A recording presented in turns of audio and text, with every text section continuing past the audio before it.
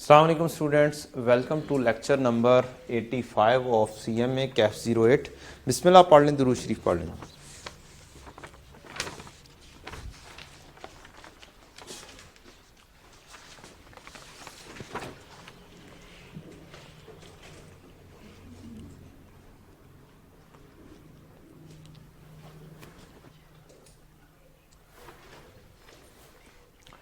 जी बच्चों, एक आपके सामने क्वेश्चन है, ये ऑटम 2011 का क्वेश्चन है। हमारी बुक के अंदर मौजूद नहीं है, कम से कम लेबर के चैप्टर में मौजूद नहीं है, कहीं और मौजूद हो तो हो। इसको हम करते हैं जी।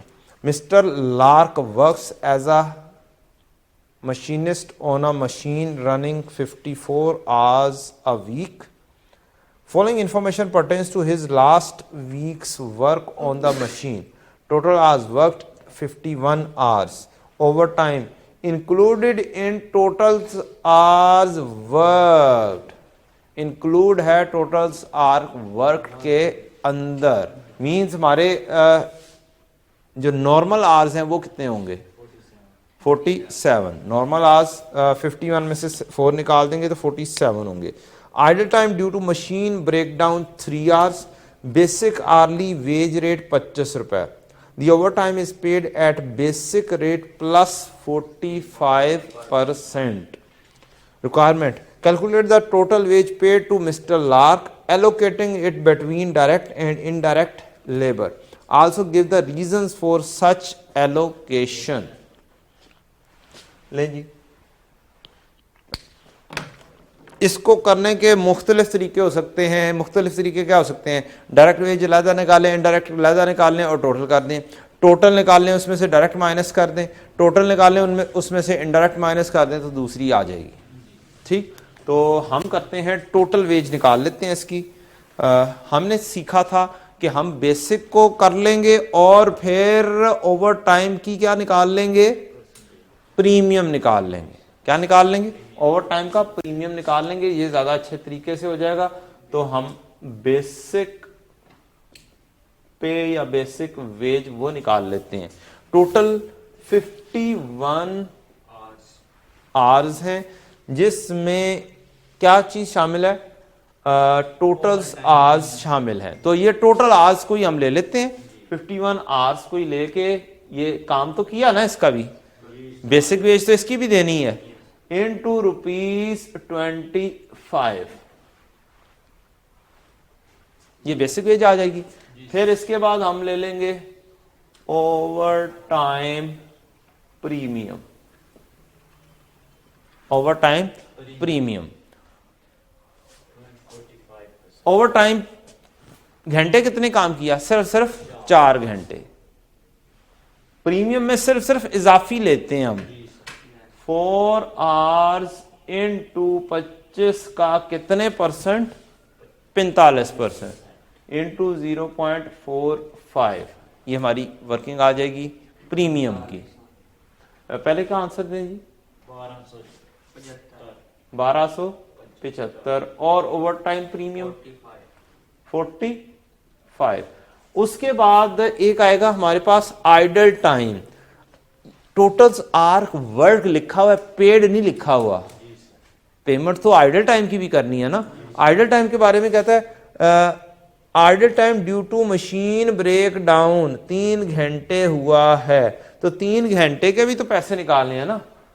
पेमेंट तो उसको वो भी करनी है, खर्चा तो वो भी है। Idle time paid 3 hours into 25 रुपए 75। तो ये 3 होंगे और ये हमारा टोटल हो जाएगा। Total wage paid, total wage paid, इसे हम ए बोल देते हैं। कितना हुआ? 1395। अब इसके अंदर से या तो ढूंढ लें डायरेक्ट वेजेस या फिर ढूंढ लें इनडायरेक्ट वेजेस।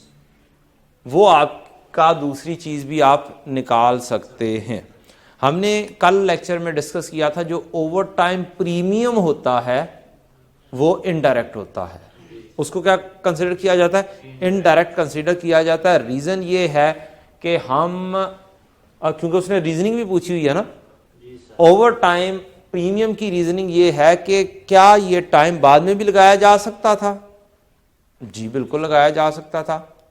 अब ओवर टाइम लगाया है, ये तो नॉर्मल जो 4 घंटे हैं इधर तो नॉर्मल ही वो 4 घंटे लगने ही लगने थे। इजाफी पैसे क्यों पे कर रहे हैं हम? इजाफी पैसे जो पे कर रहे हैं वो आपका वो नहीं कहलाएगा, डायरेक्ट वेज नहीं कहलाएगी जो इजाफी हमने की हैं।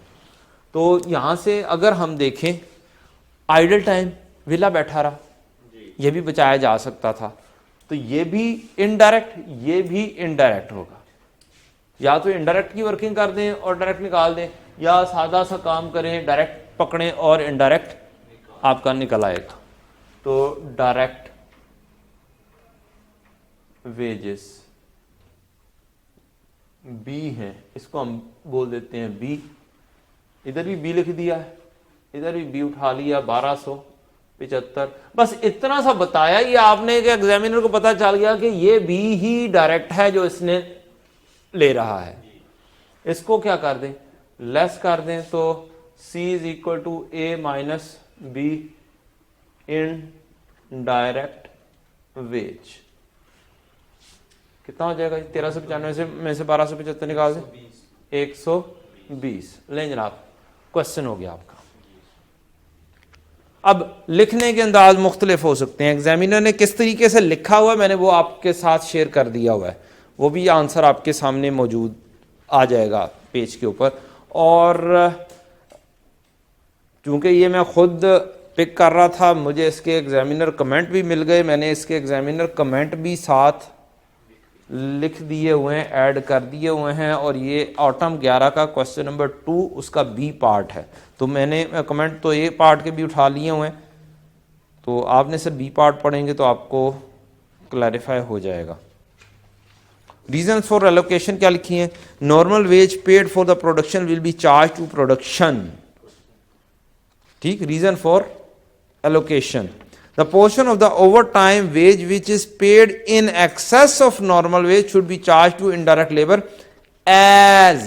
ये लिखने का तरीका होता है, आपने लिख दिया उसके बाद रीजनिंग बतानी है। as it does not give extra production, ये अंडरलाइन कर लें आप, ये एक्स्ट्रा प्रोडक्शन नहीं दे रहा। प्रोडक्शन के लिए 25 रुपए काफी है, आप कल लगवा लेते, परसों लगवा लेते। जल्दी क्या थी, जल्दी में जब लगवाया तो ये कोई एक्स्ट्रा प्रोडक्शन नहीं दे रहे, इस वजह से ये प्रोडक्शन को चार्ज नहीं होना चाहिए डायरेक्टली, ये इनडायरेक्टली चार्ज होना चाहिए। लगाया प्रोडक्शन को लेकिन इनडायरेक्टली लगना चाहिए, डायरेक्टली नहीं लगना चाहिए। Idle time wage are unproductive therefore will be charge to indirect labour. Unproductive ये अंडरलाइन कर लें और extra not give extra production को अंडरलाइन कर लें, ये आपकी रीजनिंग है। एग्जामिनर कमेंट्स आप खुद पढ़ लेंगे इंशाल्लाह। क्वेश्चन नंबर 2 के ऊपर आते हैं जो नेक्स्ट पेज के ऊपर है। जी बच्चों नेक्स्ट चलें जी जदीद लिमिटेड पे। जदीद नया, Jadeed limited operates a multiple piece rate. ओहो हो, multiple piece rates. Multiple piece rates मतलब मुख्तलिफ पीस रेट्स। मुख्तलिफ पीस रेट क्या हो सकते हैं? मुख्तलिफ पीस रेट इस तरीके से हो सकते हैं कि आपके स्लैब्स बने हों तो भी हो सकता है कि इतने यूनिट्स तक ये, इतने से लेके इतने तक ये, इतने से लेके इतने तक ये। टेंशन कोई नहीं है, सारी मैथ ही हमारी चीज़ें। और वही एक ही फार्मूला है, क्वांटिटी इनटू रेट का। बस बच्चे ऐसे परेशान होते रहते हैं। Quantity hours into rate, rate per hour. जी basic piece rate of ₹3 per piece is paid up to 80% efficiency. Efficiency आ गई बच्चों, क्या आ गई? एफिशिएंसी आ गई। 120% basic piece rate where efficiency is more than 80% but less than और equal to 100%। 130% basic piece rate for above 100% efficiency. 3 slab दे दी हैं उसने कहा है 0 नहीं अप टू 0 से ही 80 हो गया ना, और 80 81 या 80.01 से लेके 100 और 100.01 से लेकर above greater equal to greater and lesser greater lesser जी 100 तक इक्वल है, लेस इक्वल टू, ये उसने स्लैब दे दी है और कहा है 3 रुपए पड़ेंगे पर पीस। 120 3 ज़रब 1.2 पड़ेंगे, 120% है 1.2 से मल्टीप्लाई करेंगे ना, और 3 ज़रब 1.3 पड़ेंगे। बताएं जी क्या क्या बने? 3 दूना 6 3.6, 3 तिया 9 3.9, ये हमारे 3 स्लैब बन रहे हैं। उसने घुमाया है, ये इस तरीके से बात करने की बजाय, इस तरीके से स्लैब देने की बजाय उसने नरेटिव फॉर्म में लंबे लंबे स्लैब दी हैं। आगे बढ़ते हैं जी। The workers are eligible for a guaranteed day rate minimum, guaranteed क्या है जी? मिनिमम, इतना तो देना ही देना है, which is equal to 70% efficiency. जब 70% एफिशिएंसी होगी तब 3 देने, 3 नहीं, जितने 70% एफिशिएंसी के ऊपर पैसे मिलेंगे वो मिनिमम होंगे। Compute the labour cost per piece, क्या बनाओ? Compute the labour cost per piece at 10% intervals between 60% and 130% efficiency, assuming that at 100% efficiency 80 pieces are produced per day. Requirement क्या है जी? 80 pieces are produced per cost per piece, cost per piece 10% interval between between 60% से लेकर 130% तक। इसका मतलब क्या हुआ? मुझे एक कॉलम बनाने पड़ेंगे, कॉलम में मुझे लिखना पड़ेगा एफिशिएंसी, और उसने कहा है एफिशिएंसी इन परसेंटेज दी है, उसने कहा कि 30% से लेकर, नहीं 60% से, 60 से 130, कहता 60 से शुरू हो जाओ और 130 70 60 ऊपर परसेंटेज मेंशन कर दिए मैंने, 60 चले मेंशन दोबारा से कर देते हैं, 70 80% पर आ जाओ, 90% पर आ जाओ, 100% पर आओ, 110 पर आओ, 120 पर और 130 पर। इन सारी परसेंटेजेस के ऊपर, इन सारी एफिशिएंसीज के ऊपर क्या करो? कॉस्ट पर पीस निकाल दो। क्या निकाल दो? कॉस्ट पर पीस निकाल दो। और नंबर ऑफ पीसेस प्रोड्यूस्ड उसने हमें सिर्फ और सिर्फ एक लेवल पर दिए हैं, वो कौन से जी? 100% पे दिए, 100% पर 80 दिए हैं कि जब बिल्कुल सही एफिशिएंसी होगी ना तुम्हारा, जितने स्टैंडर्ड्स आर होने चाहिए उतने ही एक्चुअल लगाओगे, एफिशिएंसी यही थी ना, तो तुम्हारी आउटपुट या प्रोडक्शन होगी यूनिट्स में। कितने यूनिट्स? यहां पर 80, यहां पर 80 यूनिट्स। अब कैलकुलेशन करो कि कब कब क्या क्या बनेगा। 80 इंटू 0.9, 80 इंटू 0.9 72 72, 80 इंटू 80, 64 क्योंकि यहां ये दिस इज अ बेस। 80 क्या है? ये है बेस, ये जो उसने दी है, ये उसने दी है 80, ये बेस है सबके लिए। 80 इंटू 70% 50, 80 इंटू 60% 48, 48 यस। 80 इंटू 1.1 या 110% 88 हो जाएगा। 80 इंटू 120 96, 80 इंटू 130 104। ले जनाब, यूनिट्स निकल आए, प्रोडक्शन आ गई हमारे पास। और हमें कहा है compute the labour cost per piece. अगर हम यहां पर ये क्वांटिटी आ गई, मैंने कहा था क्वांटिटी इनटू रेट होता है सादा सा काम। क्वांटिटी आ चुकी है हमारे पास, रेट भी हम निकाल चुके हुए हैं। क्या कर चुके हुए हैं जी? हम रेट भी निकाल चुके हुए हैं। रेट से मल्टीप्लाई कर दो, रेट पर यूनिट जी। कहां तक? 0 से लेकर 80 तक 3 रुपए, यहां तक 3 रुपए, 3 3 3। उसके बाद 80 से 100 तक 3.6, 3.6, 3.6, और उसके बाद 100 से ऊपर 3.9, 3.9, 3.9, 3.9। ले जनाब, ये हमारे पास क्या आ गया? रेट पर यूनिट आ गया। तो टोटल कॉस्ट निकाल लो, टोटल वेज निकाल लो, टोटल लेबर की कॉस्ट निकाल लो।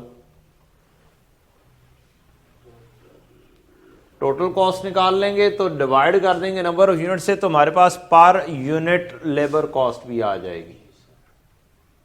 पर यूनिट लेबर कॉस्ट जो उसने रिक्वायर की है, this is the only one requirement. आप यहां पर डायरेक्टली भी कर सकते हैं बच्चों। एग्जाम में फास्ट चलने क्यों ये वाला स्टेप परफॉर्म करूं? आपको बताया, वैसे इसको इससे मल्टीप्लाई करेंगे और फिर इससे डिवाइड कर देंगे, तो ये टोटल वैल्यू आएगी। इसको इससे दोबारा से डिवाइड करना है, तो why not I should give a formula over here, A B C. Total होना था बी इंटू सी, हमारी वैल्यूज आ जानी थी। और फिर इसको अगर मैं डी कह देता तो हमें बाद में डी ओवर बी करना था, इसको इससे डिवाइड करना था पर यूनिट निकालने के लिए।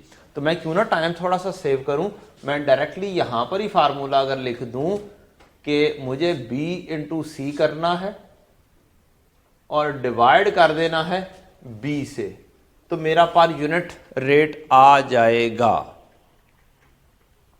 पर यूनिट कॉस्ट आ जाएगी। और ठीक है, लेकिन यहां पर एक छोटी सी प्रॉब्लम है। छोटी सी प्रॉब्लम, हम रिवर्स बैक शुरू करते हैं, फिर उस प्रॉब्लम का जिक्र मैं करता हूं। क्या करता हूं? उसका जिक्र मैं करता हूं जी। यहां पर करें 104 ज़रब 3.9 तकसीम 104, 104 ज़रब 3.9 टोटल हो जाएगी, तकसीम 104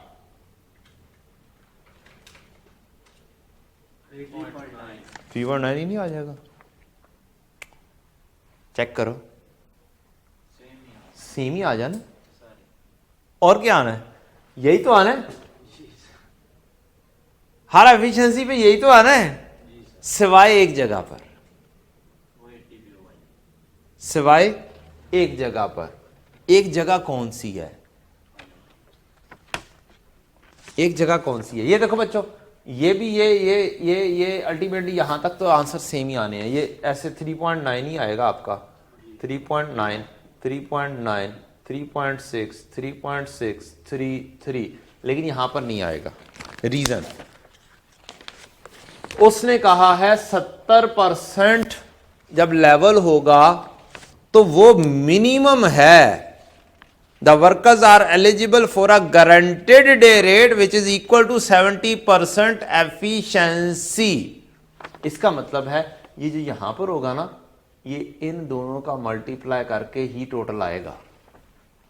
56 ज़रब 3 कितना हुआ टोटल? 168। यही बेसिक एग्रीड है कि मिनिमम इतनी तो देनी है हमने। उसने कहा जितनी 70% एफिशिएंसी पर वेज होगी ना, वो तो हमने देनी ही देनी है।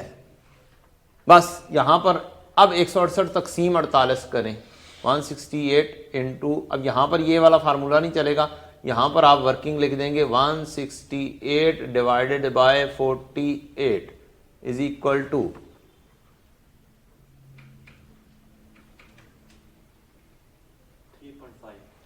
3.5। बाकियों में कुछ भी लिखने की जरूरत आपको नहीं पड़ेगी। बाकियों में तो आप यहां पर ऐसे ही भी लिख देते ना और ये वर्किंग कर देते तो चल जाना था। सिर्फ मिनिमम के ऊपर फार्मूला लिख देते कि यार यहां पर ये वाली चीज आनी है। मीन्स आपका आंसर यहां से लेके ये लिख के यहां पर भी बन जाना था। बस आंसर मिनिमम का वो क्या बन जाना था और बाकियों के ऊपर आपने यही आंसर लिख देना था, तो भी बात बन जाती है। पूरा ना भी करते तो आप ये भी कर सकते हैं कि इसको इससे मल्टीप्लाई करके टोटलिंग करते जाएं और फिर मार्क्स हासिल करें।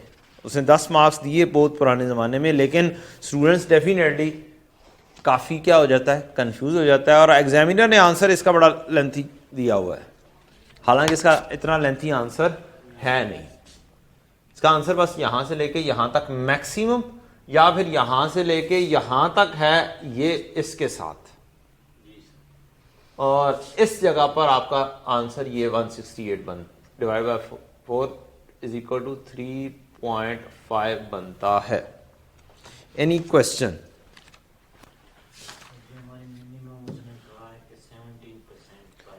जी उसने कहा the workers are eligible for a guaranteed day rate which is equal to 70% efficiency. Efficiency के ऊपर कितनी? 70% एफिशिएंसी पे 168। तो इससे पिछले स्टेप्स पर जिस पे कम बननी है उस पर भी यही रेट लगेगा, यही टोटल वेज दी जाएगी। अब वेज या दी जाएगी तो यूनिट्स तो इतनी कम बन रहे हैं ना, कम बनेंगे तो पर यूनिट बढ़ जाएगी रेट।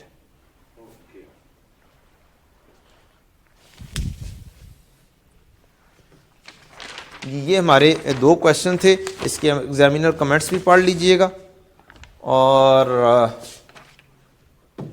एग्जामिनर का solution I think so you shouldn't follow. वैसे नॉलेज के लिए जरूर पढ़ें।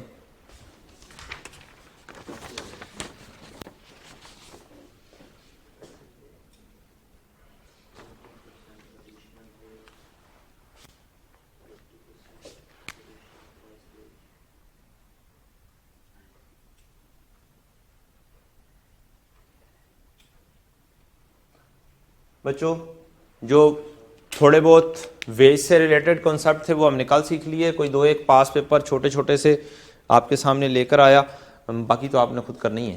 तो असल में अब ये पुराने तरीकों से, ये पुराना कोर्स है जो हमने पढ़ा है। अब जो नया ऐड हुआ कोर्स है जो पिछले कुछ चंद अटेम्प्ट से आ रहा है, वो ये वाला कॉन्सेप्ट आ रहा है। ये पहले फाइनल में हुआ करता था, जब उन्होंने रीअरेंज किया है पता नहीं 2015 में या 2017-18 में, तब से लेके अब तक कुछ फाइनल का कोर्स नीचे फेंका गया। तो उसके अंदर ये भी था लर्निंग कर्व। बड़ी आसान सी एग्जांपल है। आपने जब प्रोसेस कॉस्टिंग करना शुरू की थी, तो सीएमए की एग्जांपल देनी चाहिए ना। प्रोसेस कॉस्टिंग करना शुरू की थी तो पहले दिन आपको एक क्वेश्चन के ऊपर टाइम ज़्यादा लगा था, अगले दिन आपकी एफिशिएंसी बेहतर हुई थी, फिर उससे अगले दिन मजीद बेहतर हुई थी, फिर एक लेवल आया था कि आप एक क्वेश्चन का मिनिमम टाइम तो लगता ही लगता था आपको से 20 मिनट। 20 मिनट से कम पे नहीं गए आप। ऐसे ही है, पहले दिन ज़्यादा, दूसरे दिन उससे कम, फिर आहिस्ता आहिस्ता कम होते हुए फिर एक मिनिमम थ्रेशोल्ड आ गया था जिसके ऊपर आपकी बस हो गई थी कि इससे नीचे टाइम मैं नहीं लेके जा सकता। अगली मिसाल, हम कोई भी पेपर शुरू करते हैं, कोई भी चीज लर्निंग शुरू करते हैं, उस पे पहले टाइम ज्यादा लगता है। जैसे जैसे वो लर्निंग हो जाती है तो आपका टाइम थोड़ा कम होता जाता है, लेकिन एक वक्त ऐसा आता है कि उससे कम पे नहीं जा सकता। जैसे कि अगर आप कोई एक पास पेपर पकड़े और कहीं मैंने ये करना है और मैंने मुकम्मल करके छोड़ना है, तो आपको हो सकता है उस पूरे पास पेपर पे 5 घंटे लग जाए। अब अगली दफा वही वाला पेपर आपने उठाना है सेम, तो अगली दफा कितने टाइम में कर लेंगे? 4 घंटे में कर लेंगे। उससे अगली दफा वही पेपर करना है आपने, कोई चेंज नहीं करनी है, वही पेपर करना है। बस क्या होगा, वही पेपर करना है लेकिन फ्रेश पेपर लेकर आएंगे। अंडरलाइनिंग वगैरह दोबारा से करनी पड़ेगी, पढ़ना दोबारा से पड़ेगा और दोबारा से करना है। और आप एक वक्त आएगा आप कहेंगे कि बस यार 2.5 घंटे से कम में मैं नहीं कर सकता मुकम्मल, क्योंकि लिखने के ऊपर टाइम तो लगना ही है ना। तो this is the learning curve. आप पहला यूनिट जब बनाएंगे, पहली दफा करेंगे, तो आपको एक टाइम मैक्सिमम एक हिसाब से लग रहा होगा फर्स्ट टाइम करने में। फिर आहिस्ता आहिस्ता आपकी लर्निंग बढ़ती चली जाएगी और एक वक्त आएगा आपकी लर्निंग स्टैग्नेंट हो जाएगी और सीधी चलना शुरू हो जाएगी। इससे कम टाइम में आप नहीं कर सकते। This is learning curve. ये क्या है? ये लर्निंग कर्व है। इसका मतलब हमें पहला यूनिट बनाने में सबसे ज्यादा टाइम लगता है। आहिस्ता आहिस्ता करके क्या होता जाता है? ये कम होता जाता है। आपका average time to solve a paper कम हो जाता है। आप एक ही पेपर उठाएं और 10 दफा सॉल्व करना है, टाइम तो लगेगा ना, लेकिन ग्रेजुअली वो टाइम कम होता चला जाएगा। इसी तरह से एक बंदा है जिसने बाइंडिंग करनी है। क्या करनी है? बाइंडिंग करनी है। अब उसने बाइंडिंग ही करते रहना है। पहली दफा वो अभी लर्न कर रहा है ये बाइंडिंग करनी कैसे है, दूसरे बंदे से सीख रहा है। वो हो सकता है पेपरों को जोड़ने में उसे टाइम ज्यादा लग रहा हो, सीधा करने में टाइम ज्यादा लग रहा हो। फिर सारे हो सकता है सीधे पेपर ना मिले, उनको कटिंग करने में टाइम लगे। फिर उसको पहली दफा गूंद बनाने में टाइम ज्यादा लगेगा जो इसके ऊपर चिपकानी है। फिर गत्ते को काटने में ज्यादा टाइम लगेगा, सिलाई करने में ज्यादा टाइम लगेगा। लेकिन एक दफा प्रोसेस से गुजर गया तो फिर आहिस्ता आहिस्ता क्या होता चला जाएगा, उसका टाइम आहिस्ता आहिस्ता कम होगा। और फिर एक वक्त आएगा उसको मिनिमम टाइम चाहिए ही होगा इसको कि आधा घंटा तो लगता ही लगता है बाइंडिंग करने में, जो उसका एक्चुअल टाइम होगा। अब फुल लर्न कर चुका हुआ है लेकिन उससे कम पे नहीं जा सकता। This is learning curve. अब इस लर्निंग कर्व का कॉन्सेप्ट हमने सीख लिया। अब मैथमेटिकल इसको हम देखते हैं। क्या करते हैं जी? मैथमेटिकल और अलजब्रिकली आपको एक फार्मूला दिया गया y is equal to ax raise to power b। अब ये क्या क्या कुछ है? y है आपका एवरेज टाइम, एवरेज टाइम। हो सकता है आपको कहा जाए कि 10 यूनिट्स बाइंड कर रहे हैं, तो पहला यूनिट जब बनाएंगे तो ज्यादा टाइम लगेगा, दूसरा बनाएंगे उससे कम, तीसरा बनाएंगे उससे कम। ठीक, तो आपका पहला यूनिट बनाने में एक छोटा सा टेबल भी बना लेते हैं। क्या कर लेते हैं? छोटा सा टेबल बना लेते हैं हम। 1 2 3 4 5 6 7 8। ये है नंबर ऑफ यूनिट्स। ये क्या है? Number of units. और यहां पे हम बनाते हैं टोटल टाइम। कितना टाइम? टोटल टाइम, या फिर इसको कह सकते हैं क्यूमुलेटिव टाइम। फिर हम कहेंगे एवरेज टाइम,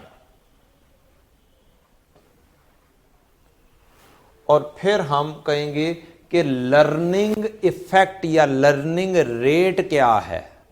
क्या है इसका? इसका लर्निंग का रेट क्या है, ये किस तरीके से ये आगे चलती है।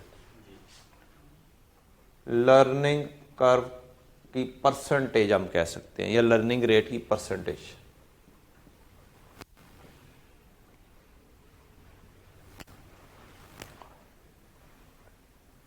एक यूनिट बनाने पर हो सकता है 200 का टाइम लगे। क्या लगे जी?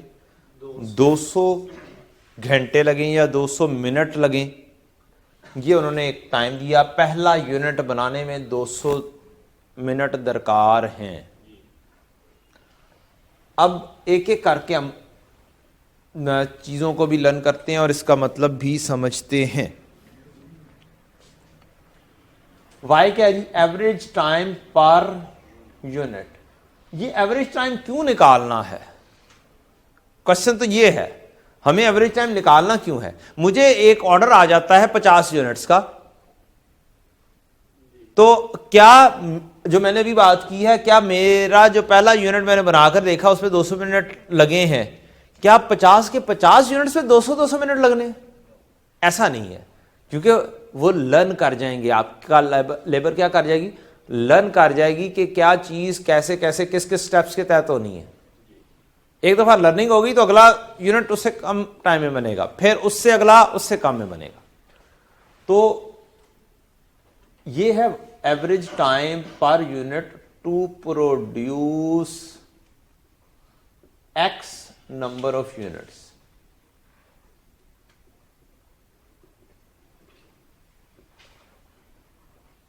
ये वाई क्या जी? Average time per unit to produce X number of units. X क्या है? नंबर ऑफ यूनिट्स है, 10 यूनिट्स, 50 यूनिट्स, 40 यूनिट्स। ए है हमारा फर्स्ट यूनिट का टाइम।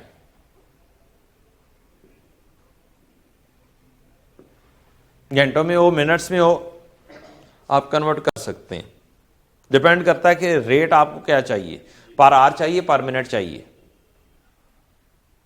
उसी तरीके से लाइक विद लाइक चलेंगे आप। अगर आपको एवरेज रेट पर आवर चाहिए तो ये भी एवरेज फर्स्ट टाइम का भी पर आवर के अंदर लेंगे। अगर आपको रेट पर मिनट चाहिए तो ये भी पर मिनट लेंगे। एक्स क्या है जी? Number of units, total number of units. Cumulative भी बोल देते हैं उसको, इकट्ठे करके। और असल चीज आ जाती है what is B. What is B? B को थोड़ा सा समझते हैं पहले कि कैसे ये चलेगा, क्या चीज है, और फिर हम इसको मैथमेटिकली जो फार्मूला दिया गया उसको रट्टा लगाना पड़ेगा। क्या दिया गया जी? फार्मूला दिया गया, उसको रट्टा लगाना पड़ेगा। This is basically index. इसको कह देते हैं लर्निंग कर्व का इंडेक्स, लर्निंग रेट का इंडेक्स। ये होता है जी log learning rate, learning rate divided by log 2। बस ये रट्टा लगाना है। बी क्या जी? बता दे। Log of learning rate divide by log of. अब लर्निंग रेट समझे, लर्निंग रेट की परसेंटेज या लर्निंग रेट। पहले यूनिट्स बनाने पे मेरे कितने लगे? 200। दूसरा यूनिट बनाने पे मेरा एवरेज टाइम लगा 200 को जरा 0.9 से मल्टीप्लाई करें, गालिबन 180 आएगा।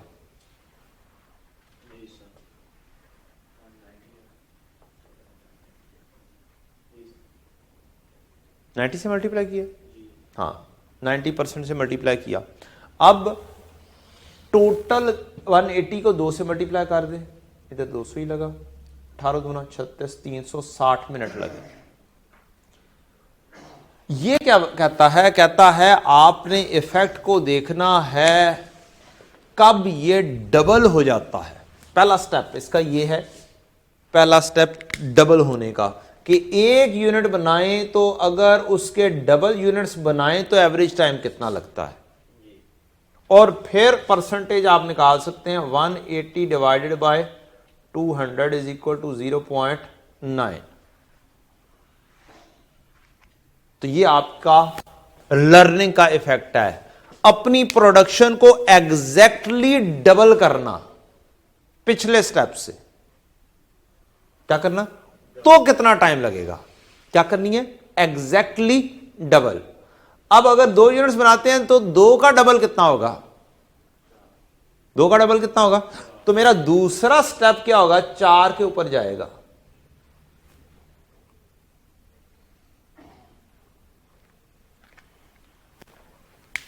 वन 180 को जरा 0.9 से मल्टीप्लाई करें।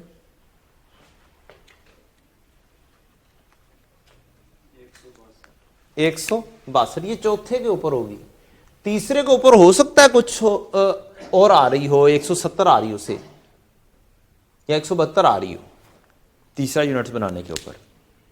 आहिस्ता आहिस्ता नीचे जाना है ना, आहिस्ता आहिस्ता नीचे जाना है। लेकिन अब ये थ्योरेटिकली हमें कुछ चीजें एब्जॉर्ब करनी पड़ेंगी। एग्जैक्टली डबल होने पर कितना आपका रेट बनता है लर्निंग का प्रीवियस से। तो ये अब जितना भी था हमने डबल के ऊपर जाके देखना है कि 180 से 162 पर आने पर, एवरेज टाइम आने पर क्या लर्निंग रेट बना है। 162 divide by 180 is equal to 0.9। फिर अब ये बताएं इससे अगला स्टेप क्या होगा फिर जी? किसका? 4 का डबल कितना होता है? 8। एग्जैक्टली डबल, ये तीसरा स्टेप बनेगा।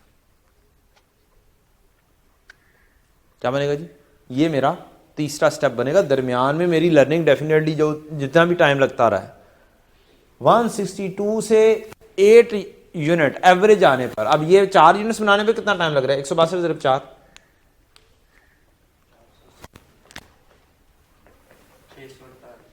648। ये टोटल टाइम लगा है। आपको हो सकता है टोटल टाइम से कन्वर्ट करना हो एवरेज टाइम में, आपको हो सकता है एवरेज टाइम से कन्वर्ट किया जाए टोटल टाइम पे। डेफिनेटली मुझे टोटल टाइम चाहिए ही चाहिए। रीजन क्योंकि मुझे जब वेज बनानी है, वेज कॉस्ट बनानी है, तो मेरा फार्मूला क्या होगा? टोटल टाइम कितना लगा है इनटू एवरेज रेट। कौन सा rate? Average rate.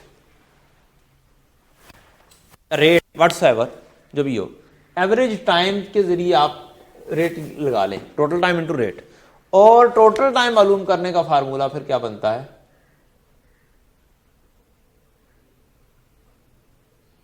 Number of units quantity into average time to produce these number of units।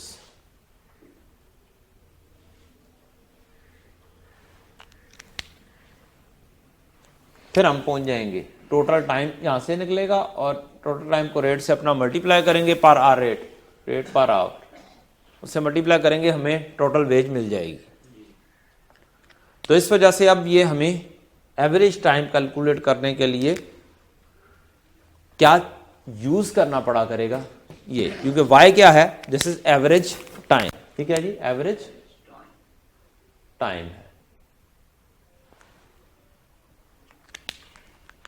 अब एग्जैक्टली डबल होने पर बताएं जी, 162 इंटू 0.9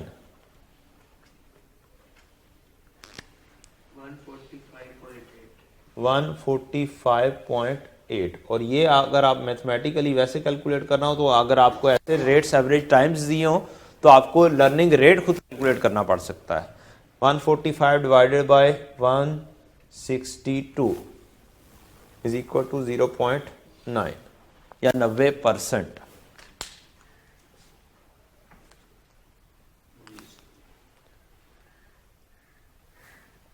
अब यही चीज हम किन 2-3 चीजों के जरिए निकालेंगे। हमारे पास अगर मैं यही वाला डाटा लूं तो पहला यूनिट बनाने पर कितना खर्चा आएगा वो मौजूद है। आपको बस क्वेश्चन में ये बताया होगा, पहला यूनिट बनाने पे खर्चा 200 यूनिट्स, 200 रुपए, या सॉरी 200 घंटे, 200 मिनट्स। दूसरी चीज आपको ये चीज बताया होगा, ये बताया हो सकता है, या फिर डायरेक्टली बी बताया हो सकता है, क्योंकि ये पता होगा तो बी निकाल लेंगे, और अगर डायरेक्टली बी बता दिया हो तो फिर भी डायरेक्टली चल जाएगा काम। तो अगर मुझे बी निकालना है तो मेरा लॉग ऑफ, और मुझे ये पता है लॉग ऑफ लर्निंग रेट 0.9, और ये पॉइंट्स में ही लिखना है आपने, परसेंटेज में दिया हो तो 0.9 करेंगे आप, divided by log of 2। Answer देख क्या बनता है,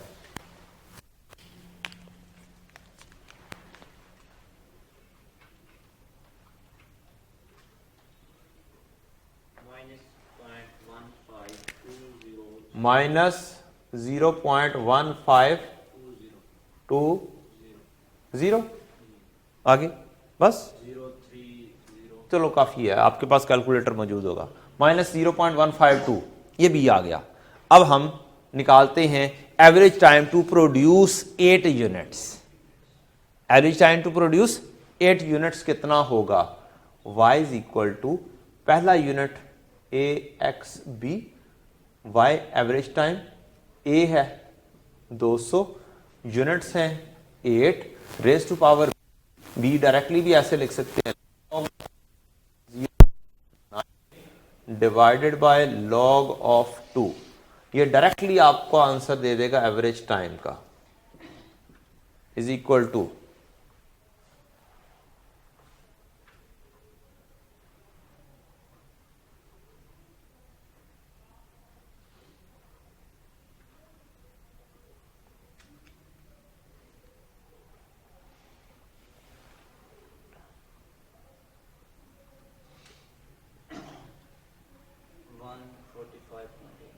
145.8, which is this।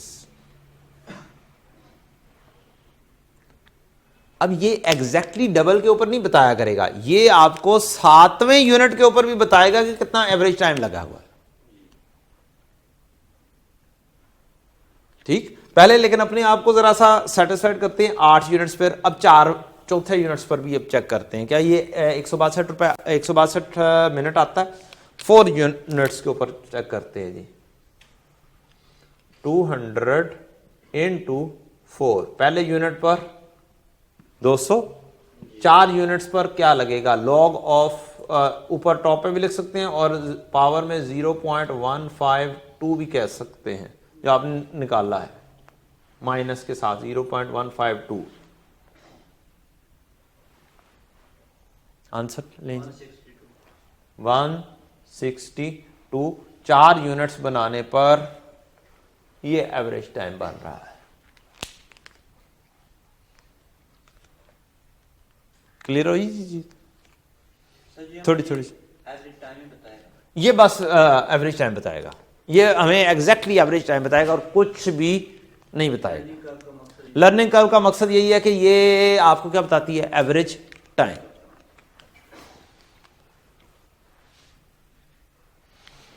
अभी मजीद एक कंप्रीहेंसिव किस्म की एग्जांपल्स करेंगे। अब ये बताएं, क्या मैंने एक वक्त पर जाके जो कर्व आपको बताई है, क्या एक वक्त पर जाकर बिल्कुल रुक जाएगी लर्निंग? एक वक्त पर जाके रुक जाएगी ना, बस इससे आगे नहीं चल सकती, सीधा जाना है, नो लर्निंग। आप अब माहिर हो चुके हुए हैं, you are 100% skilled to manufacture one type of the thing.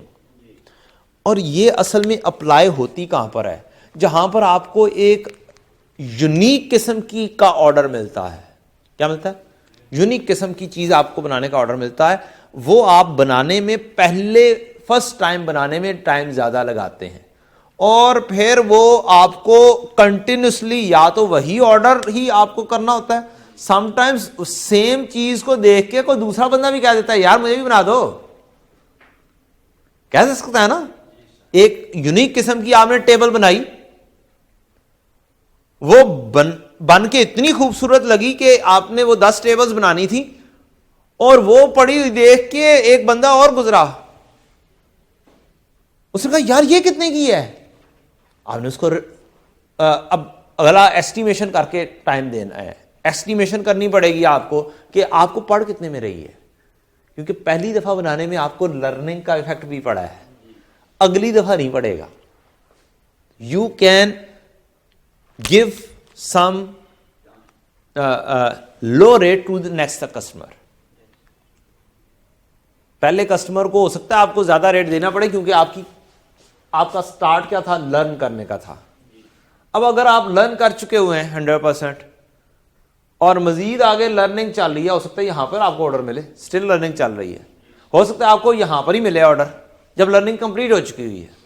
तो इट डिपेंड्स, और मार्केट है बहुत कंपिटिटिव, तो आपको लोएस्ट मार्जिन रख के ही जाके प्रॉफिट रख के ही आपको रेट कोड करना पड़ेगा।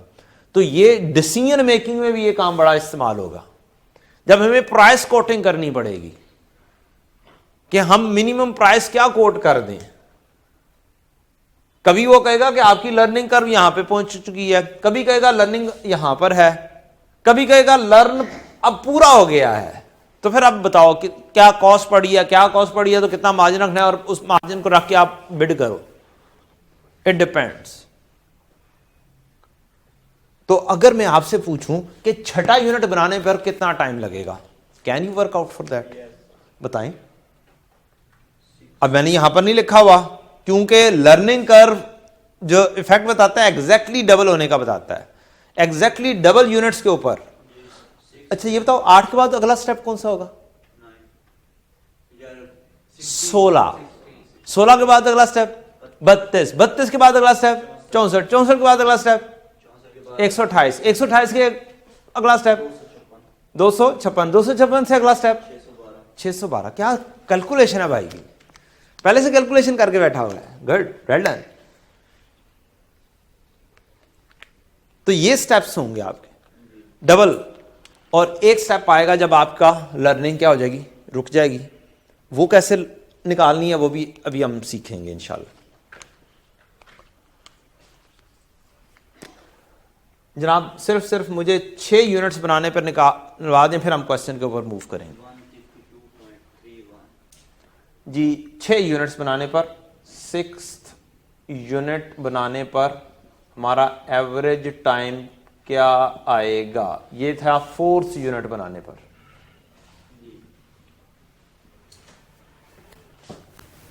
इज इक्वल टू पहला यूनिट बनाने पर। अब भले आपकी लर्निंग रुक चुकी है, क्या बोल रहा हूं, भले आपकी लर्निंग से रुक चुकी है, फिर भी आपको पहला यूनिट ही लेना पड़ेगा। पहली दफा जो यूनिट बाय किया था ना, उसका हिसाब से ही आगे चलेगा। 200 into 6 raise to power minus 0.152 जो हम पहले से वर्किंग कर चुके हुए हैं। 152.32 यार कोई मसला नहीं है, 152 भी कह लो। तो आहिस्ता आहिस्ता कमी आ रही है। क्या आ रही है? अब यहां पर आप देखेंगे तो एग्जैक्टली डबल नहीं हो रहा। अब यहां पर अगर आप रेट निकालना चाहें ना 152, तो आपका एग्जैक्टली ये आंसर 0.9 नहीं आएगा, 152.3।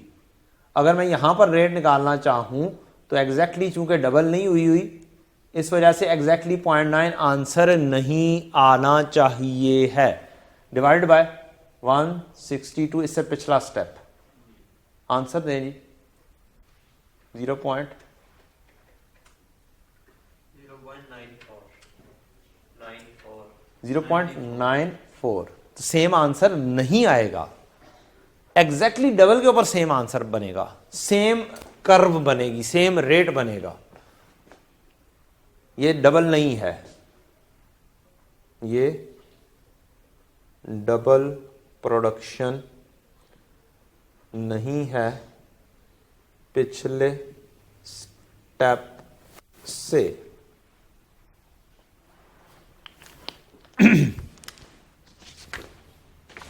अब ये एक हिसाब से जो मैंने आपको दिया है ना क्वेश्चन 5 का, बस जस्ट मैंने यहाँ पर आपको करवाया, मैंने जस्ट फॉर्मेट बनाया हुआ था। क्वेश्चन नंबर 6 करते हैं हम। सर आज तो आपने ये चौथा क्वेश्चन करवाने लगे हैं, तो आप इसके क्वेश्चन नंबर 6 लिख रहे हैं। तो भाई वो जो दरमियान में क्वेश्चन बैंक हैं उनको मैं क्वेश्चन नहीं गिन रहा, जो वैसे ही क्वेश्चन मैं लिख रहा हूँ जो बुक में नहीं है, मैं उनको क्वेश्चन नंबरिंग दे रहा हूँ। ठीक है, मसलन पास पेपर को मैंने कोई नंबरिंग नहीं दी उस एज सच।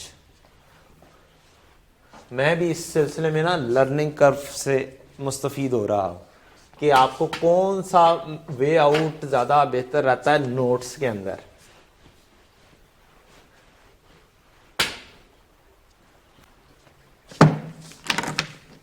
अगली मिसाल सुनो लर्निंग कर्व की। जब बंदा फर्स्ट टाइम पढ़ा रहा होता है तो उसे टाइम ज़्यादा लगता है, जब वो सेकंड टाइम पढ़ाता है तो फिर उसका टाइम उससे काफ़ी कम लगता है, एवरेज टाइम फॉर प्रिपेयरिंग पर लेक्चर। और जब वो कोई 6 अटेम्प्ट्स पढ़ा चुका होता है तो उसे मजीद कम लगता है। फॉर एग्जांपल मैंने इंट्रो पढ़ानी है तो अब मुझे इंट्रो जाके इवन बाजू का देखने की भी जरूरत नहीं पड़ती कि मैंने क्वेश्चन करवाना है तो कौन सा करवाना है और कैसे करवाना है। जाते हैं किताब खोलते हैं और शुरू कर देते हैं। R1 का दूसरे नंबर पे बात आती है। कुछ टॉपिक्स होते हैं वो भूल जाते हैं, कुछ टॉपिक्स होते हैं याद रहते हैं। जिस टॉपिक को आप भूल गए हैं उसको याद करने में बस ऐसे 10-15 मिनट लगेंगे, चीजें याद आ जाएंगी। लेकिन जो सी चीज आप फर्स्ट टाइम पढ़ा रहे हैं उसमें एफर्ट अच्छी खासी आ जाती है। डिस्पाइट कि मेरी कोशिश है कि मैं आपको कम अज कम मिनिमम इस लेवल पर जरूर पढ़ाऊं कि आपका इजीली इंशाल्लाह पास हो जाए, और उस हद तक कोर्स जरूर कवर कराऊं जिस हद तक कोई भी एक ब्रांडेड टीचर करवा रहा है।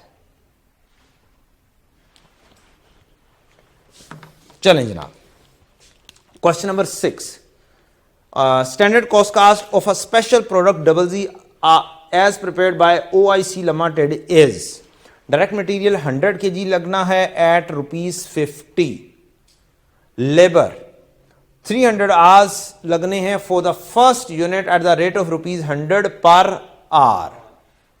100 रुपए घंटा रेट है और पहला यूनिट बनाने पे 300 घंटे लगने हैं। कोई जहाज किस्म की चीज बनानी है हमने। Overheads absorbed at 50% of labour cost, जो लेबर की कॉस्ट आएगी उसका 50%। लर्निंग कर्व 80% है। What is the cost of 10 units of ZZ if company received order of 10 units from a single customer? पहले कस्टमर आया है आपके पास और उससे आपने क्या करना है, कॉस्ट बनानी है ताकि आप उसे एग्जैक्टली कोट कर सकें कि आप कितना प्राइस में उसे वो चीज बेच देंगे।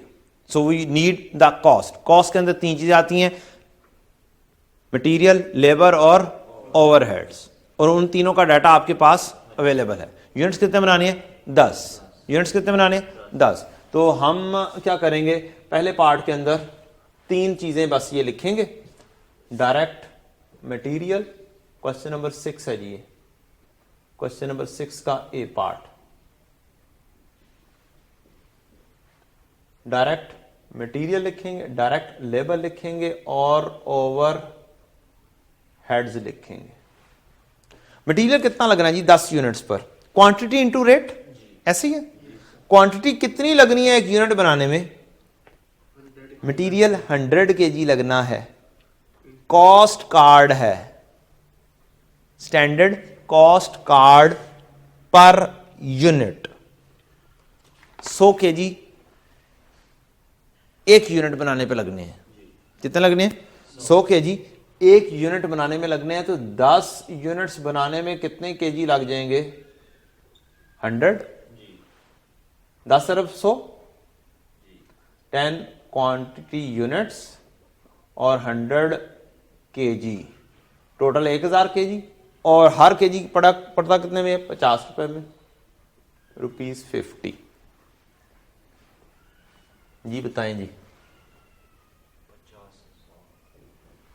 5 के साथ 1 सिफर ये आ गई, 2 सिफरें ये आ गई और 1 सिफर और ये आ गई, 50 आ नहीं बनेगा?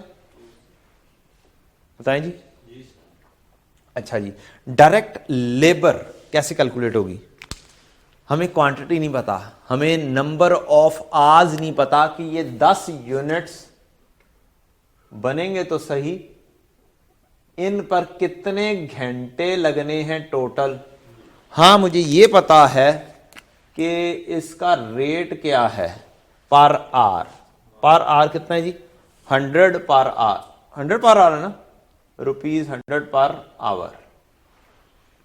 और ये तो वैसे ही इसका 50% पर है, ये आएगी तो ही ये आ सकती है। तो अब हम निकाल लेते हैं कि ये क्या बनती है। तो हम क्या निकाल लें? Average time. एवरेज टाइम निकल आएगा तो नंबर ऑफ यूनिट से मल्टीप्लाई करेंगे तो नंबर ऑफ यूनिट्स पर एवरेज टोटल टाइम कितना लगना है वो निकल आएगा।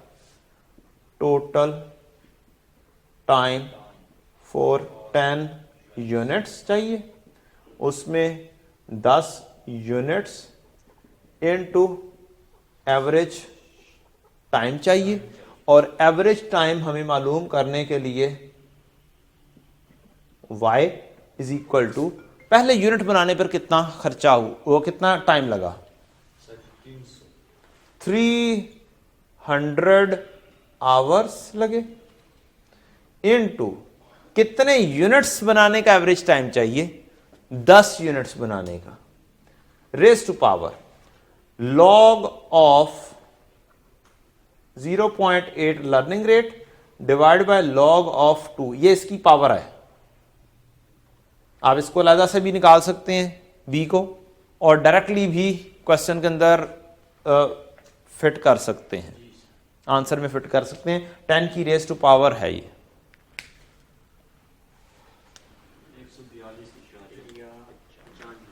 जी 142.95 ये एवरेज टाइम लगेगा।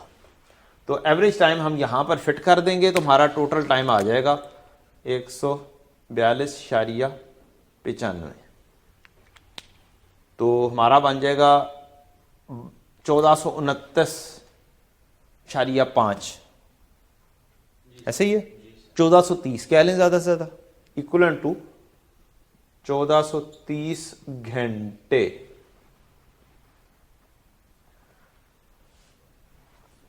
तो ये बताएं क्या टोटल टाइम ही नहीं आ गया 10 यूनिट्स का? अब ये मुझे 10 यूनिट से मल्टीप्लाई तो नहीं करना चाहिए ना, मेरे पास तो टोटल टाइम ही आ गया 10 यूनिट्स बनाने का, तो मैं 10 यूनिट से मल्टीप्लाई नहीं करूंगा। एवरेज टाइम आया 4 नहीं करूंगा, एवरेज टाइम आया, मैंने उसको 10 से पहले ही मल्टीप्लाई कर लिया। या फिर मैं यहां पर ये काम कर लेता, यहां पर मैं कैसे कर सकता था, 10 यूनिट्स इनटू 142.95, ये मैंने काम पहले अलग से कर दिया। बताएं जी। 1,42,953। चलो अब ये ऐसे कर दिया तो फिर ये वाला स्टेप क्या कर दें, हम काट देते हैं, ठीक है ना।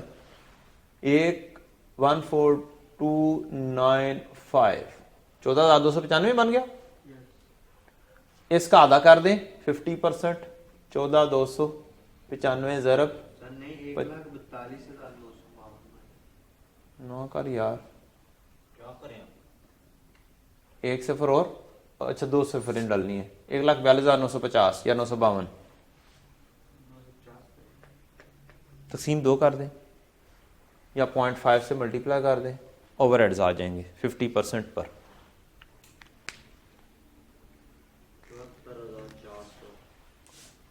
74,475 और टोटल कॉस्ट कितनी आ जाएगी?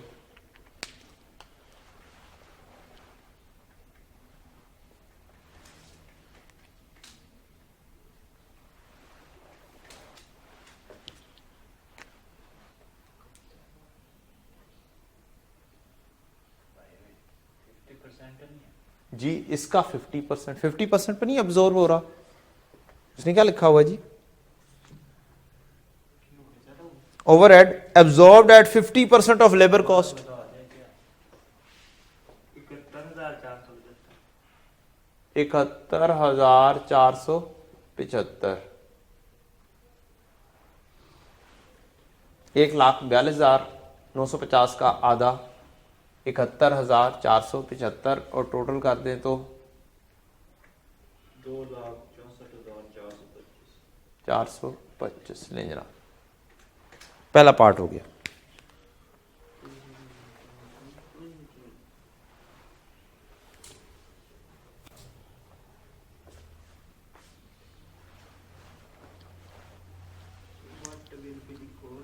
बी पार्ट कहता है जी what will be the cost of next 15 units, अगले 15 यूनिट्स पर कितना टाइम लगेगा। If another customer approach to the OIC limited. अब बताएं क्या लर्निंग कर्व स्टिल चल रही है, यहां पर पहुंच चुकी है। अभी 10 यूनिट हुए थे तो यहां पर पहुंची हुई थी। अब मजीद 15 यूनिट्स के लिए ऑर्डर आ गया, 0 से लेके 10 तक आप पहुंच गए हुए थे। मजीद 15 यूनिट्स के लिए अगर ऑर्डर आ गया है तो वो टोटल यूनिट्स 25 होंगे या 15 ही होंगे। 10 यूनिट्स पहले बना गए हुए थे, मजीद 15 यूनिट्स बनाने का ऑर्डर मिला है, तो यहां पर स्टूडेंट्स गलती करता है। क्या करता है?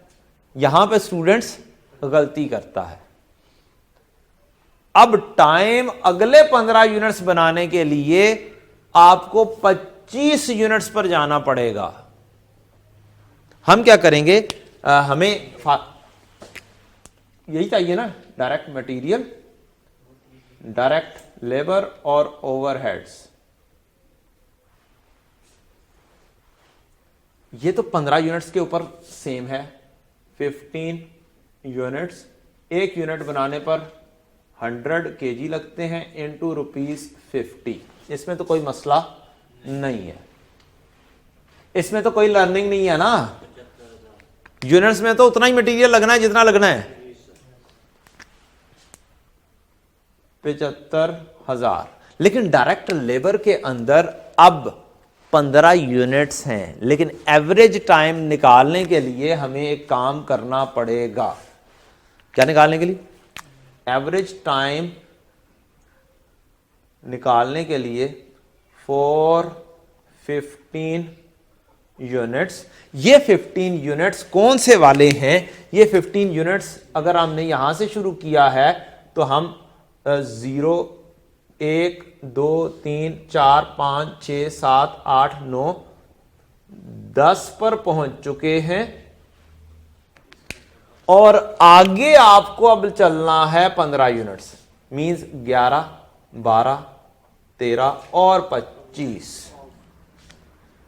तो अगर मैं 25 यूनिट का एवरेज टाइम निकाल लूं और 10 यूनिट्स का एवरेज टाइम निकाल लूं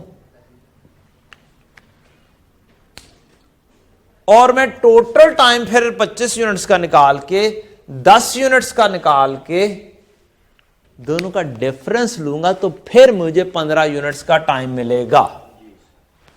आप कह सकते हैं 25 यूनिट्स का टोटल टाइम मैं निकालूंगा, इसका भी 10 यूनिट्स का भी फिर टोटल टाइम निकालूंगा, लेकिन पहले मुझे एवरेज टाइम निकालना पड़ेगा। पहले मुझे क्या निकालना पड़ेगा? एवरेज टाइम निकालना पड़ेगा, फिर उसको टोटल बनाना पड़ेगा। टोटल टाइम में से टोटल टाइम माइनस करूंगा तो मेरे पास इन 15 यूनिट्स का एवरेज टाइम या टोटल टाइम आ जाएगा। Got the point? Well done. चलें, ये काम आपको के स्पुर्द निकालने की कोशिश करें। हाँ हाँ, मैंने गाइडेंस दे दी है तो इसका मतलब अब आपको आना चाहिए। You should do. घर वाले बंदों को भी करना चाहिए। कोई नहीं, गलती हो जाएगा ना।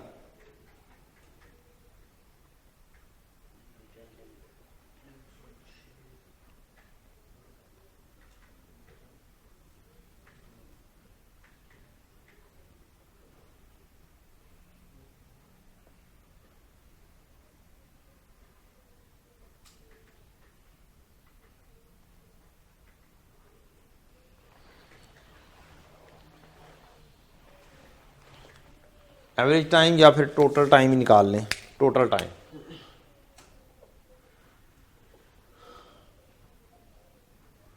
एवरेज टाइम आएगा 106।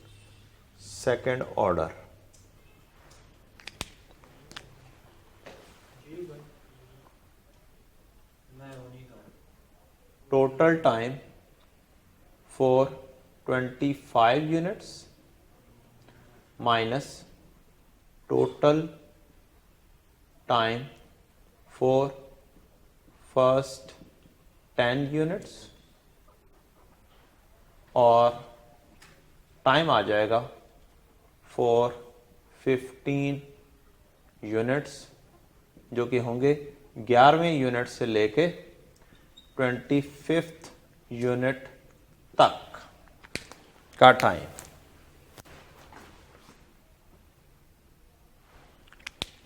Total time for 25 units, 25 units ज़रब average of 25, average time of 25 units.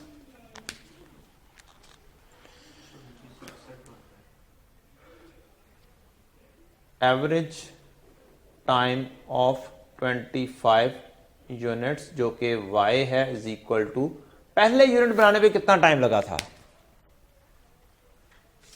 जी बच्चों? 300 ही घंटे लगे थे पहला यूनिट बनाने पे। अब भी पहले यूनिट्स के साथ ही चलेंगे। कितने यूनिट्स बनाने?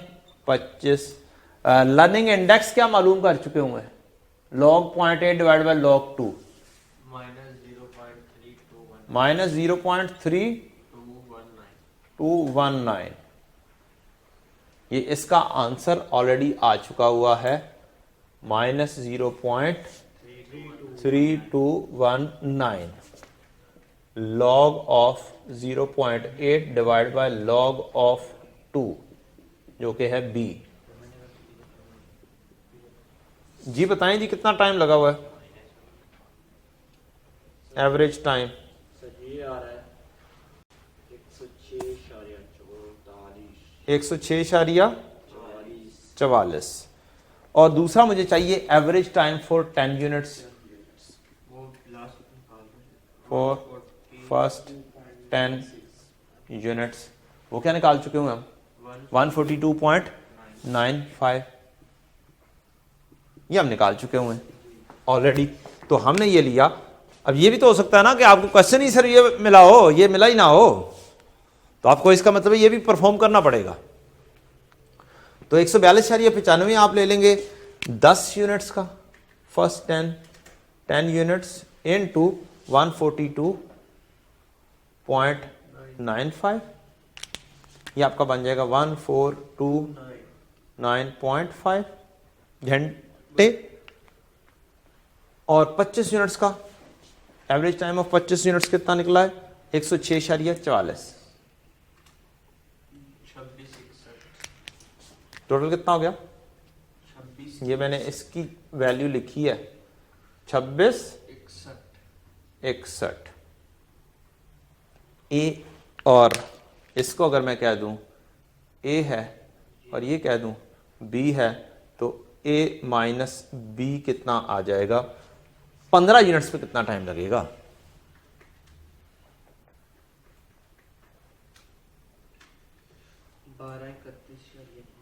12:31.5 इतने घंटे लगेंगे। और स्टूडेंट्स क्या करता है, जल्दी में 15 यूनिट्स डायरेक्टली पिक कर लेता है। डायरेक्ट लेबर 15 यूनिट्स के टोटल टाइम ही हमारे पास आ गया हुआ है। टोटल टाइम आ गया 1231.5 घंटे इंटू ₹100 पर आवर। 1,23,150। ओवरहेड इसका 50%,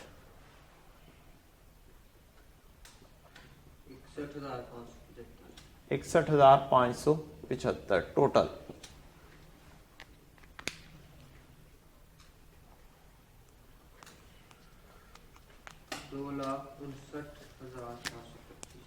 2,59,725। अगर मैं पर यूनिट आपसे निकलवाना चाहूं तो 2,59,725 तकसीम 15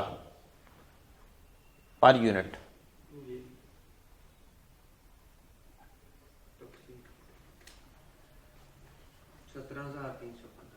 17,315। और अगर मैं पहले 10 की निकलवाना चाहूं 264,425 डिवाइडेड बाय 10 26,442 पर यूनिट। अब गौर से देखें कितना फर्क पड़ रहा है, कम हो रहा है ना। तो यही रीजन कह सकते हैं वो जो बल्क प्रोड्यूसर है, जो जायंट है, वो मुख्तलिफ जगहों पर से बचत करके कम रेट पर चीज बेच रहा होता है, उसे उसमें भी फायदा हो रहा होता है। आप ऐसे ही कर लें, एक आम रेडी वाले को ही देख लें, जिसने सिर्फ एक ही चीज रखी होती है, बल्क में उठाई होती है, उसे वो कॉस्ट कम कर रही होती है। और वही चीज, वैसी क्वालिटी की ही चीज अगर आप शॉप पर पड़ी लें तो उसने खर्चा मुख्तलिफ किस्म का करना होता है। वो सिर्फ एक सिंगल प्रोडक्ट के ऊपर नहीं कर रहा। जब उसने ज्यादा प्रोडक्ट्स को अपनी वैरायटी लेकर आनी है तो अब वो थोड़ी थोड़ी सी चीजें खरीदेगा। अब वो जब थोड़ी थोड़ी सी चीजें खरीदेगा, उसे वही चीज क्या करेगी, कॉस्ट ज्यादा कर रही होगी, क्योंकि वो बल्क क्वांटिटी में पिक नहीं कर पा रहा। तो इस वजह से भी एक रीजन है कि शॉप के ऊपर आप जाएं तो चीज आपको हो सकता है महंगी मिले बनिस्बत इसके कि उस रेडी वाले से जिसने चीज ही एक रखी हुई है। तो एक तो रेडी वाले को कॉस्ट नहीं पड़ रही होगी रेंट की, ओवरहेड्स कम पड़ रहे होंगे, और दुकानदार को ओवरहेड्स जरा ज्यादा पड़ रहे। चलें जी, सी पार्ट। सी पार्ट में क्या है? सी पार्ट बड़ा मजे का है, और अगर आपने ये लर्निंग कर ली तो तकरीबन आपने लर्निंग कर्व की 80-90% लर्निंग कर ली। फिर पीछे 10%, और कल इंशाल्लाह हमारा फिर इसके ऊपर आखिरी दिन होगा इंशाल्लाह। जनाब 6th, if OIC Limited received another order of 50 units, what will be the cost of this order provided that the learning effect stops after manufacturing of 40 units? कहता है 40 यूनिट्स बना लिए ना जब, तो अब इससे आगे तुम्हारी लर्निंग कर्व में कुछ नहीं है। अब जितना टाइम तुम्हारा 40वें यूनिट पर लगना है ना, किस पर, 40th यूनिट्स पर जितना टाइम लगना है ना, इससे आगे तुम्हारा वही एवरेज टाइम कंटिन्यू चलता रहना है।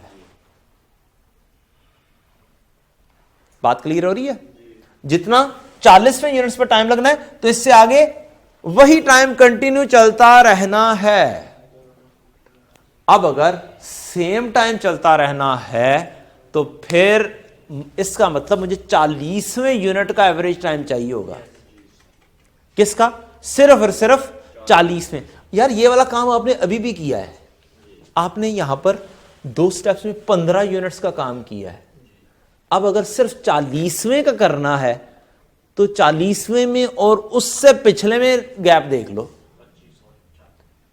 2540 नहीं, 40वां और 39वां, तब पता चलेगा 40वें पे कितना लगा है। 39 यूनिट्स पे बनाने पे कितना टाइम लगा, 40 यूनिट्स बनाने पे टोटल टाइम कितना लगेगा, दोनों का डिफरेंस लेंगे तो हमारे पास क्या आ जाएगा, 40वें यूनिट बनाने का टाइम। तो ये हमारा स्टेप होगा नेक्स्ट। जी एनी कंफ्यूजन?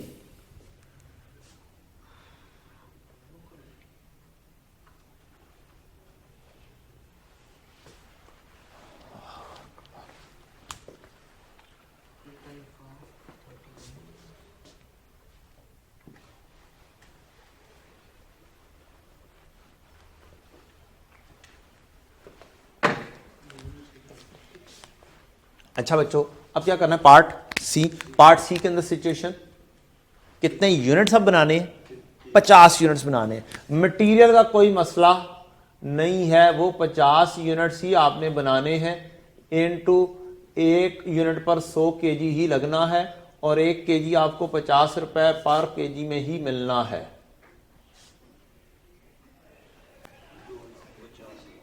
जी कितना हो गया?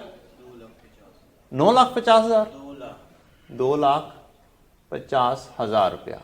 मसला कहां पे है? डायरेक्ट लेबर पर, और डायरेक्ट लेबर की बेसिस पर ओवरहेड्स आने हैं।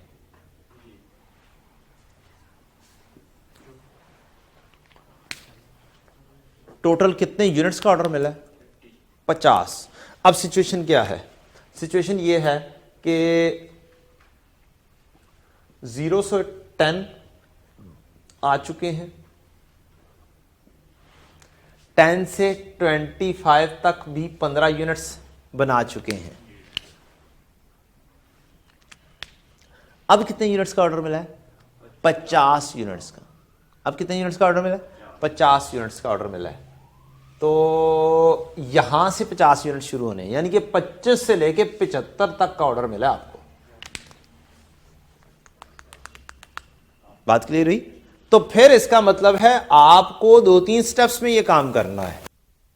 और उसने कहा लर्निंग का कहां पर स्टॉप हो जाती है, कहां पर जाके ये सीधी चलना शुरू हो जाती है? 40th यूनिट पर। 40th यूनिट्स कोई यहां पर आएगा, यानी कि कह सकता हूं 40 से लेके आगे 75 तक कितने यूनिट्स हैं? 35 यूनिट्स के ऊपर कोई चेंज नहीं है। वो 40 वाले के ऊपर जितना एवरेज लगा होगा ना वो लेंगे, और उससे पहले 40 और 25 का डिफरेंस लेंगे। 40 का और 25 का डिफरेंस लेंगे। इसका मतलब मुझे इस क्वेश्चन के लिहाज से 40th यूनिट का बस चाहिए एवरेज टाइम। तो मैं 40 का एवरेज टाइम टोटल ले लूंगा, 25 का मैंने पहले से निकाला है, दोनों का डिफरेंस लूंगा, तो मेरे पास इन 15 यूनिट्स का एवरेज टाइम टोटल टाइम आ जाएगा। और फिर मैं उसको रेट लगा लूंगा अपना पर आवर रेट, और 40वें यूनिट से ऑनवर्ड तो लगना ही एक ही है। तो सबके ऊपर एक ही एवरेज टाइम लगना है, जो मिनिमम लगना ही लगना है। वो टाइम का मसला है कि उसके ऊपर इतना टाइम तो लगता ही लगता है। एक क्वेश्चन करने पे आपको 20 मिनट तो लगते ही लगते हैं, उससे पहले तो लिखाई खत्म हो ही नहीं सकती। अच्छा जनाब, तो फिर व्हाट शुड आई डू? आप इस तरह से अगर टाइमलाइन भी बना लेना किसी क्वेश्चन के अंदर, तो आपका काम आधे से ज्यादा सॉल्व हो सकता है जी। तो कितने यूनिट्स बनाने पर मुझे चाहिए? 40 यूनिट्स का टाइम। इसमें से मैं लेस कर दूंगा 39 यूनिट्स का टाइम, तो फिर मेरे पास 40th यूनिट का टाइम आ जाएगा।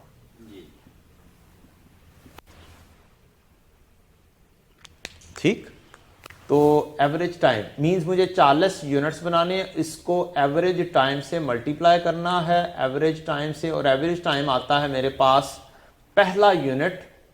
एवरेज टाइम की वर्किंग यहीं भी कर देता हूं। अब मैं भी आपको लर्निंग कर्व सिखाने लगा हूं। क्या सिखाने लगा हूं? लर्निंग कर्व के स्टेप एक कम कैसे किया जाता है। 40 यूनिट्स का टोटल टाइम ही निकालना है ना हमें, तो पहले मैं आगे नीचे जाके वर्किंग कर रहा था, अब मैं आपको नई लर्निंग मजीद उसके अंदर एफिशिएंसी लेकर आने लगा हूं, टाइम कम लगाने की। 40 यूनिट्स बनाने इनटू एवरेज टाइम, तो टोटल टाइम आ जाएगा। एवरेज टाइम पहला यूनिट बनाने पे कितना? 300। मुझे कितने यूनिट्स बनाने? 40 रेज़ टू पावर माइनस 0.3219।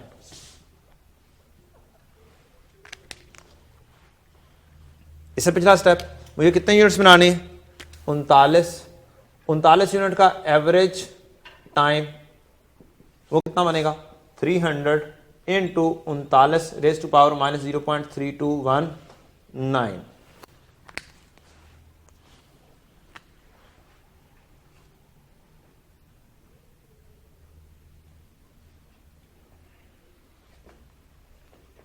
ये टोटल टाइम बन रहा है सर ऊपर वाला बना है 3660 3660 आवर्स 3597.75 आवर्स। तो 40th यूनिट पर कितना टाइम लगा? 40th यूनिट पर टाइम 40वें यूनिट का टाइम एवरेज कितना? अब आप ये देखें, अब इससे आगे बस मिनिमम 62.25 घंटे तो लगने ही लगने हैं, इससे नीचे नहीं जा सकता टाइम। या हम फुल एफिशिएंट होने के बाद, फुल लर्न करने के बाद इतने घंटे तो लगाएंगे ही लगाएंगे उसको संभल करने में, उसको बनाने में।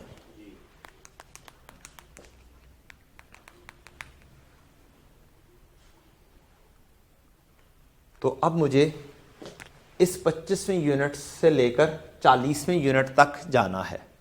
40 यूनिट का टाइम माइनस 25 यूनिट का टोटल टाइम, तो मेरा टोटल टाइम बन जाएगा 40 यूनिट्स तक का टाइम, 15 यूनिट्स का। तो अब मेरे पास इसका मतलब है 2 स्टेप्स हो जाएंगे, मैं यहां पर वर्किंग कर देता हूं।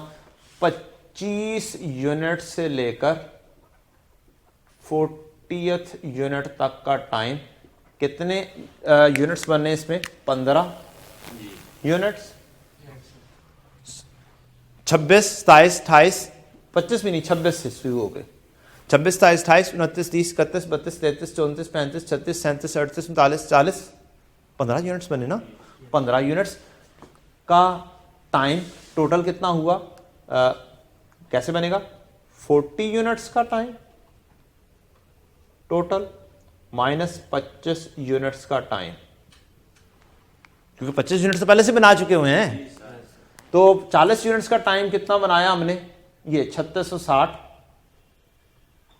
और 25 यूनिट्स का हम पहले से बना चुके हुए हैं 2661।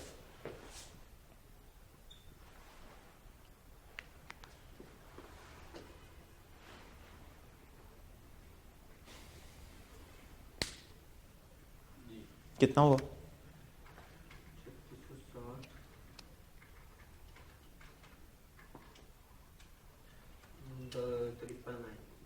जी 999।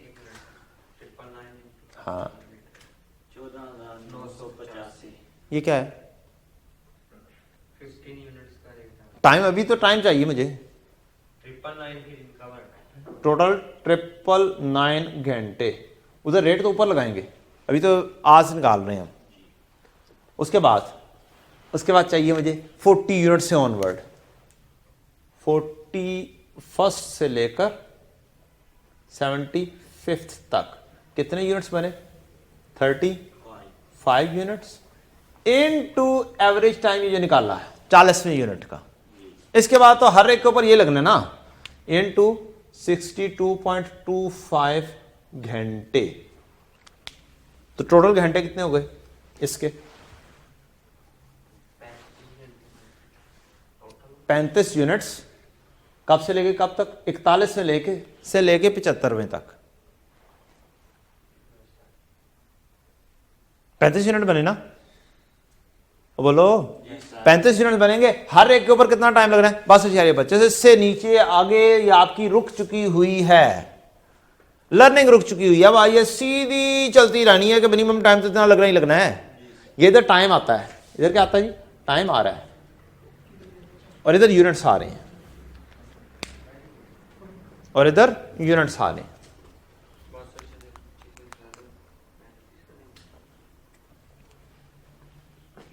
बात क्लियर हो रही है जी? घर वालों को नहीं हो रही तो रिवाइंड करके सुन लो। घर वाले तो मेरे पास बड़ी ऑप्शन है ना। 62 35 21 70 घंटे 78, ये लें 78। चलो जो आपने लिखवाना है मैंने तो ये लिखना ना, दोनों को जमा कर दो, टोटल घंटे लग जाएंगे इस ऑर्डर के। ये बन जाएंगे 3177 घंटे। 1000 ही है ना, 3177 घंटे।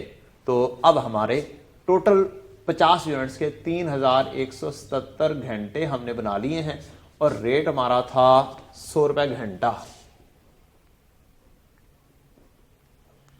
तो 317700 हमारी कॉस्ट आ गई। ये कॉस्ट आ जाएगी तो 317700 जरा 50%। 1,00,000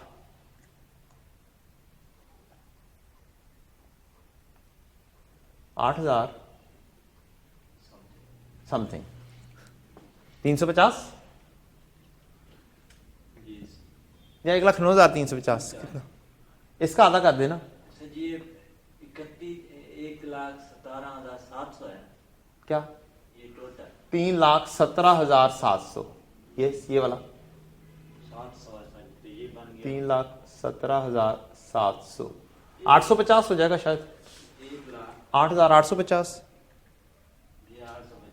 जी, 1,58,850 ओ सॉरी 58,000 ही क्या हो गया मुझे भी, 58,850 टोटल। 3 2 5 5 और 1 6 6 और 1 7 7,00,000 26,550। तो ये बच्चों ये 3 स्टेप्स थे जो आपको फुल फ्लैज लर्न करने थे। पहला स्टेप नॉर्मल एवरेज टाइम निकालने का था हमारा। दूसरा स्टेप हमारा था कि आपको नेक्स्ट 15 यूनिट्स का किस तरीके से ऑर्डर को पिक करना है। इस केस के अंदर लर्निंग कर रुकी नहीं है, लर्निंग रेट रुका नहीं है। इससे अगले स्टेप के अंदर जो हमने पार्ट किया, इसके अंदर एक स्टेप पे जाके लर्निंग रुक जाती है। और इसके अलावा दूसरा नंबर ऑफ ऑर्डर्स में देखना है, ये चीज का ख्याल रखना है। पहले यूनिट का ही जो फर्स्ट यूनिट बनाया था उसका टाइम से ही आगे लर्निंग शुरू करनी है। और ये जरूर देखना करना है कि अब आपका कौन सा ऑर्डर चल रहा है और पिछले कितने यूनिट्स पहले से ही बना चुके हैं और दे चुके हुए हैं, बना चुके हुए हैं एक्चुअली। और कौन से यूनिट के ऊपर आपकी लर्निंग रुक जाती है, जिस यूनिट को आपको ऊपर लर्निंग रुक जाती है उसका टाइम मालूम करना इज अ टारगेट। उसमें कैसे करना है, उतने यूनिट्स में से एक माइनस करो और उतने यूनिट्स का निकालो, तो वो आखिरी यूनिट का एक यूनिट बनाने का टाइम निकल आएगा। उसको अब जो जहां पे रुक जाता है उससे ऑनवर्ड जितने भी यूनिट्स बना रहे हो उसके साथ मल्टीप्लाई करना है। आज के लिए